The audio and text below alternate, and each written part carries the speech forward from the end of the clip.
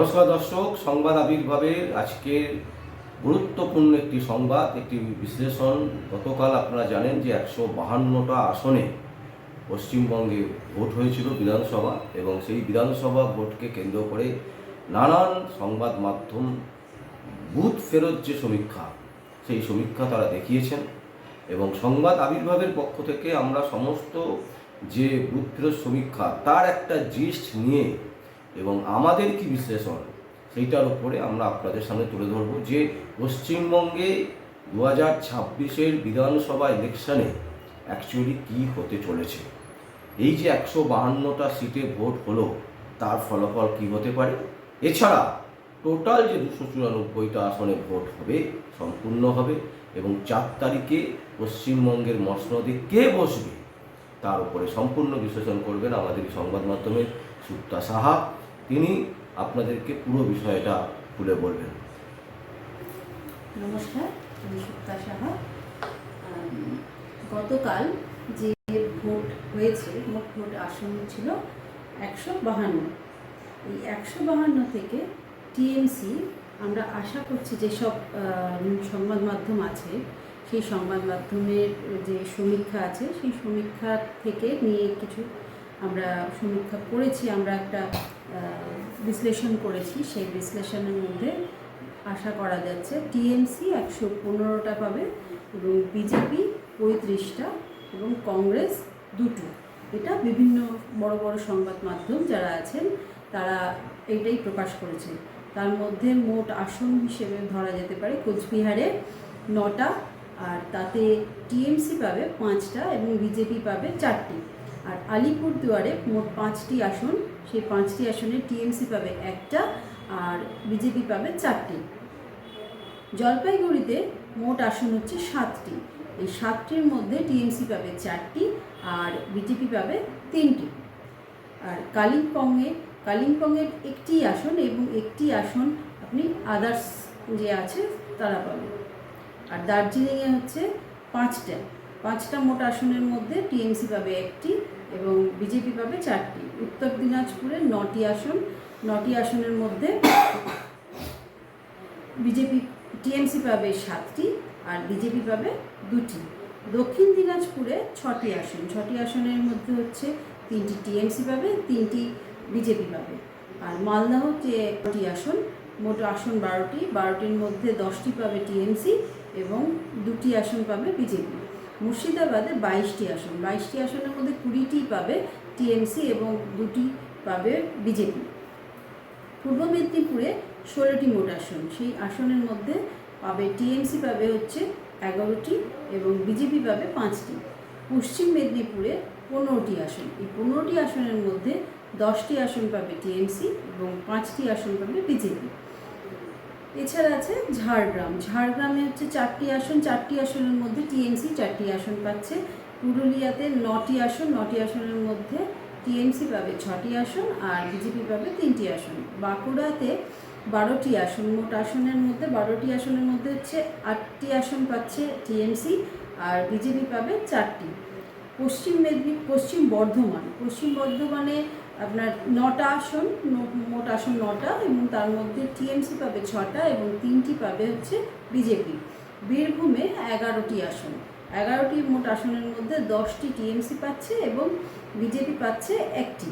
এবং এই টোটাল 152টা আসনের মধ্যে এখানে ধরা হচ্ছে টিএমসি পাবে 106টা আর 45টা হচ্ছে বিজেপি পাচ্ছে আর আদার্স হচ্ছে 1টা। তার এবার এছাড়া আমরা 2021 সালে যদি ভোটের আসন দেখা যায় তাহলে সেখানে দেখা গেছে যে টিএমসি এই জায়গা থেকে পেয়েছে 97টি আসন আর বিজেপি পেয়েছে 55টি আসন। আর 2024-এ যদি বিধানসভা ভোট হতো তাহলে এখানে টিএমসি পেত 78টা আসন, বিজেপি পেত 62টা আসন আর কংগ্রেস 11টি আসন এবং সিপিএম 1টি আসন। এই ছিল মোট যে সমীক্ষা আছে সেই সমীক্ষা থেকে জানা যায়। এটা হচ্ছে আমাদের এই বিভিন্ন সংবাদ মাধ্যমের যে জিস, সেই সংবাদ মাধ্যমের থেকে আমরা যেটা জানতে পারছি যে এবারে বিজেপিকে বলা হচ্ছে 57%, মানে 160খানা সিট পেতে চলেছে বিজেপি। টিএমসি হচ্ছে 36%, মানে 100খানা আসন পাবে। সিপিআইএম হচ্ছে 17টা, মানে 9%, আর কংগ্রেস পাবে হচ্ছে 7%।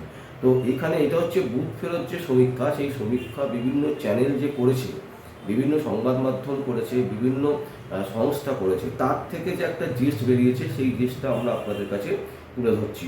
এখানে আবারও বলছি, বিজেপিকে বলা হচ্ছে 57% পাবে, মানে 160টা সিট বিজেপি পেতে চলেছে এবারে 2026-এর যে বিধানসভা, পুরো সম্পূর্ণ যদি বিধানসভাটা কমপ্লিট হয়, তাহলে 4 তারিখে এই রেজাল্ট আসতে যাচ্ছে। টিএমসি পাবে হচ্ছে 36%, মানে 100খানা আসন। সিপিআইএম হচ্ছে 9%, 17টা আসন, এবং কংগ্রেস হচ্ছে 7%, মানে 10টা আসন। এইবারে আমরা যেটা বলবো যে সংবাদ আবির্ভাব পুরো জিস্টের ওপরে বিশ্লেষণ করে তারা কি মনে করছে, মানে সংবাদ আবির্ভাবের পক্ষ থেকে কতগুলো আসন কে পেতে পারে, সেইটা নিয়ে সুপ্তা সাহা আপনাদের সামনে বলবেন। সংবাদ আবির্ভাবে 294টা আসনের মধ্যে যে চিন্তাভাবনাটা, মানে সমীক্ষা দেখে সব কিছু চিন্তাভাবনা করে সংবাদ আবির্ভাব তরফ থেকে জানানো হচ্ছে যে 294টা আসনের মধ্যে টিএমসি পাবে 120 থেকে 130টা আসনের মধ্যে, আর বিজেপি পাবে 140 থেকে 150টা আসনের মধ্যে, আর কংগ্রেস পাবে হচ্ছে 10টা আসনের মধ্যে পাবে, আর আদার্স হচ্ছে এই 24 থেকে 4টে, এরকমই আশেপাশের মধ্যেই থাকবে। এইটাই এখনো পর্যন্ত সমীক্ষা থেকে জানা গেছে, মানে এই গতকালের ভোট এবং আদার্স যাদের সঙ্গে কথা বলা হয়েছে, সবার সঙ্গে কথা বলে যেসব সমীক্ষা পাওয়া গেছে, সেই অনুযায়ী আমরা এই বিশ্লেষণে আসতে পেরেছি। দর্শক, আমরা আপনাদের সামনে যেটা তুলে ধরার চেষ্টা করলাম যে সংবাদ আবির্ভাবের পক্ষ থেকে, মানে সংবাদ আবির্ভাব পুরো যে গতকাল যে নির্বাচন হয়েছে 152টা আসনে, সেখান থেকে যে বুথ ফেরত যে সমীক্ষা, এবং সেই সমীক্ষাকে অ্যানালিসিস করে, এবং তারপর আমরা আমাদের যে প্রেডিকশান সেটাকে যুক্ত করে যে রেজাল্টটা আসছে, সেটাতে আসছে কিন্তু টিএমসি হচ্ছে 120 থেকে 130টি, বিজেপি হচ্ছে 140 থেকে 150, কংগ্রেস হচ্ছে 10টি, এবং আদার্স হচ্ছে 24টি অথবা 4টি। তো এই হচ্ছে টোটাল ফলাফল, এবং 2026-এর বিধানসভা ইলেকশানে এই রকম একটা রেজাল্ট আসতে যাচ্ছে। তবে গতকাল, আবারও বলছি দর্শক, গতকাল বুথ ফেরত যে সমীক্ষার ইঙ্গিত দিচ্ছে, সেই সমীক্ষাতে কিন্তু ভয়ঙ্কর ইঙ্গিত। সেখানে কিন্তু বলা হচ্ছে যে তৃণমূলই আসছে, কারণ টোটাল 152টা আসনের মধ্যে দেখা যাচ্ছে 106টি আসন তৃণমূল কংগ্রেস পেতে চলেছে, এবং 45টি আসন বিজেপি, একটি হচ্ছে আদার্স। তার মানে তৃণমূল কিন্তু আসতে যাচ্ছে। কিন্তু আবার অন্যদিকে দেখা যাচ্ছে যে টোটাল যে সমীক্ষা, সেই সমীক্ষার চিত্র যদি দেখা যায়, তাহলে কিন্তু বিজেপি আসতে যাচ্ছে, এবং বিজেপির যে সম্ভাবনা উজ্জ্বল, সেটা কিন্তু একেবারে স্পষ্ট। আমরা জানি না বুথ ফেরত সমীক্ষার কতটা ফল প্রতিফলিত হবে এই রেজাল্টের সময়, বা আমরা যে সংবাদ আবির্ভাবের পক্ষ থেকে যে চিত্র আপনাদের সামনে তুলে ধরার চেষ্টা করলাম, সেটা কতটা এফেক্ট হবে মানে আগামী 4 তারিখে, তার জন্য আপনাদের চোখ রাখতেই হবে সংবাদ আবির্ভাবে। এবং অসংখ্য ধন্যবাদ সুপ্তা, যে আপনি আমাদের এই যে সমীক্ষার যে একটা পার্ট, সেই পার্টে আপনি আজকে যুক্ত হয়েছেন, এবং সংবাদ আবির্ভাবের পক্ষ থেকে আজকে সকলকে আমরা শুভেচ্ছা জানাচ্ছি। এবং এই যে সমীক্ষা, এই সমীক্ষা কিন্তু একেবারে মানে হুবহু মিলে যাবে এরকম কোনো ব্যাপার নেই, এরকম কোনো দিন হয়েও না, কারণ টোটালটা একটা অঙ্ক, এবং সেই অঙ্ক থেকেই এই বিষয়গুলো উঠে আসে। এটা মিলতেও পারে, নাও মিলতে পারে, তবে সম্ভাবনা প্রবল। দর্শক, আপনারা দেখতে থাকুন পরবর্তী সংবাদ আবির্ভাবে। আমার নাম বিশ্বজিৎ পাল, এবং আমার সাথে আছে সুপ্তা সাহা।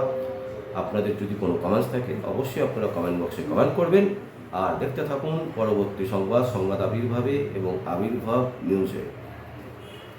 নমস্কার।